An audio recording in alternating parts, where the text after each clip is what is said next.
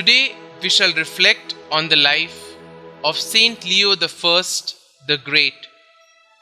At a critical time in the Church's history, when the Western Empire was disintegrating and the Eastern Church was profoundly disturbed by dogmatic controversies and speculations, God raised to the throne of Saint Peter in 440 a far-sighted and wise pontiff, Leo I. He was to become one of 3 saintly popes whom we honor with the title the Great. In order to maintain the purity of the Church's doctrine, Leo took sharp measures against the subtle infiltration of heresies into Italy and Spain, and in the East condemned monophysitism. In his famous dogmatic letter, Tome to Flavian, Archbishop of Constantinople, he clearly set forth the Church's doctrine that Christ is one person who possesses 2 distinct natures, the divine and the human, an early example of an infallible papal pronouncement.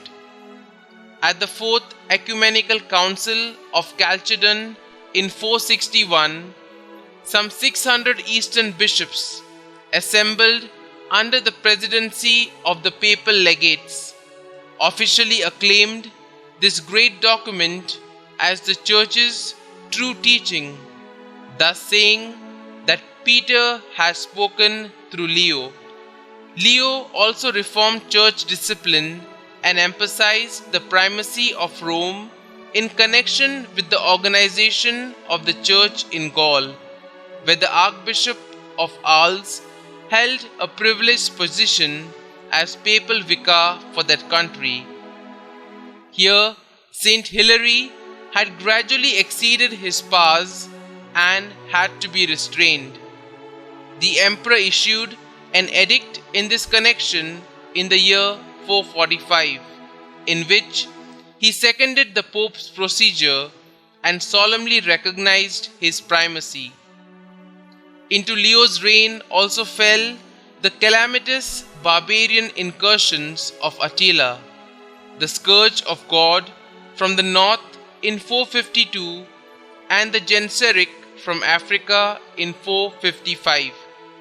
The Pope, by his great moral authority, was able to dissuade the former from marching upon Rome in consideration of an annual tribute, but the latter plundered the city for 2 weeks, carrying off many inhabitants into slavery before heeding Leo's intercessions.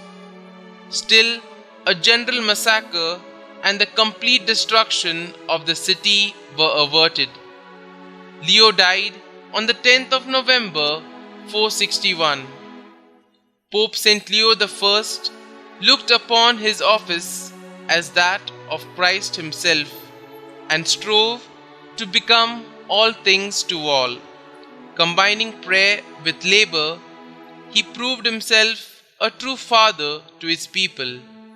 That he saw himself chiefly as teacher is evident from the fact that his teachings remain the greatest hallmark of his pontificate.